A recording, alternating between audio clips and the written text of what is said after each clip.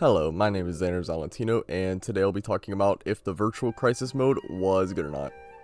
I'll go to say it, I think this mode is very good, this is a very good event, I hope this becomes an endgame of some sort in the future.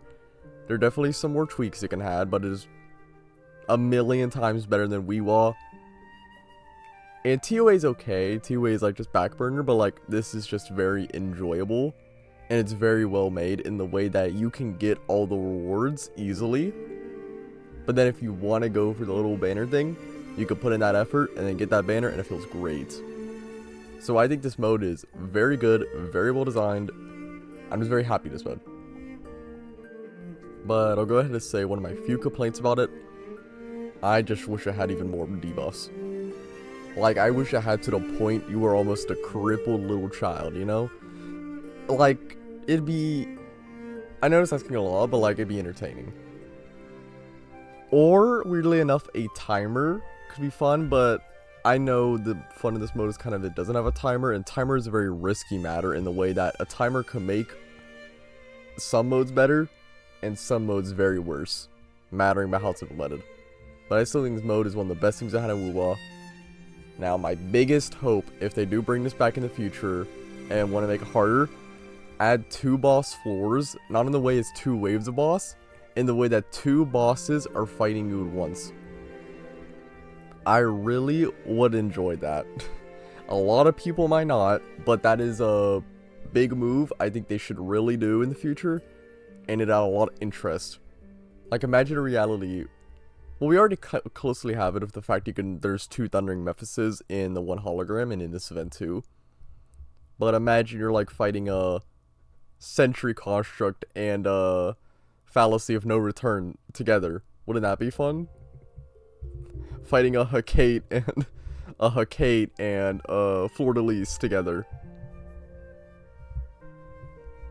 I think it's a great idea.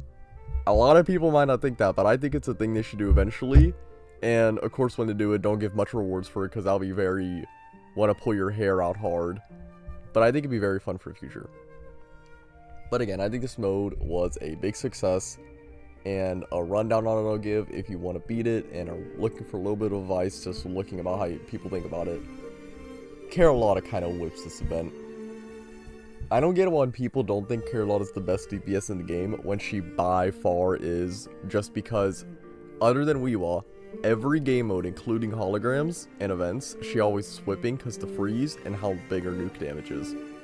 In this mode she just destroys because on one stage they slow you down and you have no stamina and you're always forced to beat a 10% HP. Guess what? She just shoots them, stays far away, freezes them, and she's fine. She is just very strong in this mode to a high point. I think the next best character, well, the best characters in reality are Brant and Cantarella. And Jinshi's good too. Phobe's good. A lot of characters are very good, and a lot of characters are very bad. Like, you are not catching me ever using Camellia in this mode, or Rochia. They do not do well. So if you want to beat the mode, just use Brant, Cantarella, Carletta, Jinshi, Phobe, and under that, most characters are about the same in how good they are, and there's some that are a little worse, like Camellia, Rochia. Gion's okay, but it matters by the stage. But most characters are still good. But again, I think this mode is very good. And one of the only things I didn't like is the stamina debuffs and how poorly some of the things were explained. Now I know this could just be common gacha player can't read, which isn't wrong. The first attempt at this event, I never actually read a single debuff. Yeah, I know, and I still beat it all first try. Now that is just because I play this game a good amount to where I'm very good at the combat, but it's a gacha game, it's not like that matters. But maybe make the buffs a little clearer, make them more important, and clarify the fact the buffs and debuffs are important before it. Because, like in the dragon stage, you have to have coordinated attacks to destroy its vibration bar. Make that was not clear enough in the start. There was one debuff that said that. No one's reading that. No one's really reading that. Make it more clear, a little bigger, and then make it more integral, but not to a point you have to have a character. Like, make it like you can only deal damage by a certain amount of dodges, counterattacks, parries, that type of stuff. Almost like this little challenges in Renacita. Add more stuff like that don't neuter your damage if you don't do them, but buff it while you're still doing base damage. To say if a character that can't do those as much, they can still do the stage. Or they can't do it as efficiently, but there's no time limits, so it doesn't matter. I hope I got my point across there. I feel I did. But yeah, it's a very good mode. I'm very excited for the future of this game because lately it's just been up, up, up, and up.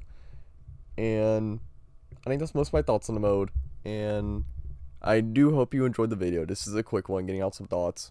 More rant than actual coherency.